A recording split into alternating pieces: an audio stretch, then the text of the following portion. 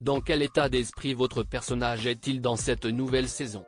Guillaume Cramoisan, il culpabilise par rapport à ce qu'il a fait. En résumé, il a réglé lui-même un différend qui opposait sa sœur à un dealer. Et il a entraîné toute son équipe dans cette histoire. Il a désobéi à sa hiérarchie.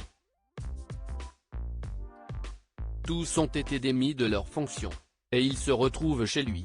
Et le revoici impliqué dans une sale enquête, son ADN a été relevé sur une poupée retrouvée près d'un cadavre.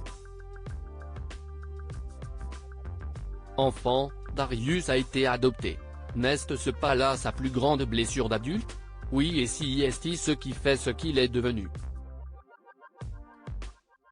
Darius passe sa vie à chercher sa propre histoire comme celle des victimes des affaires qu'il a dû traiter. Les audiences des épisodes, inédits comme rediffusés, sont souvent bonnes, environ 4 millions de fidèles. Comment l'expliquez-vous? La mayonnaise semble avoir pris. Si les invisibles plaisent, tant mieux. Si est formidable pour les équipes, pour les auteurs avec qui on travaille beaucoup. Une saison 4 est-elle d'ores et déjà prévue? Vu la façon dont se termine le dernier épisode, il y aura forcément une saison 4. L'écriture des intrigues a probablement déjà commencé.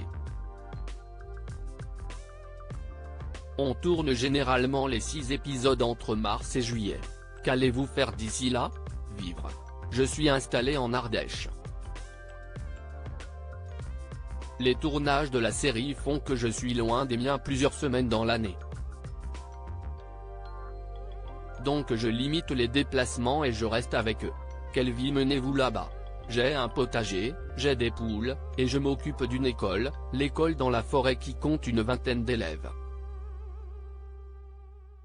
Je n'ai pas eu trop le choix puisque j'ai 2 enfants qui ne sont pas des plus faciles. Si est une école alternative, du CP jusqu'à la 3e, qui s'inspire des méthodes Freinet et Montessori. J'y propose des ateliers théâtre. Mais si est surtout ma compagne qui est très impliquée.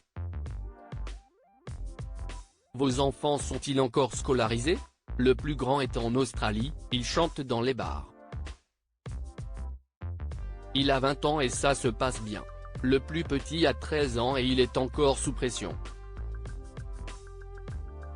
Les Invisibles, Profilage et PJ, êtes-vous fiers de toutes ces séries emblématiques qui figurent à votre palmarès? Fier, pas forcément. Mais je suis heureux de les avoir faites et d'y avoir rencontré des gens formidables. Si est-il une des chances de notre métier?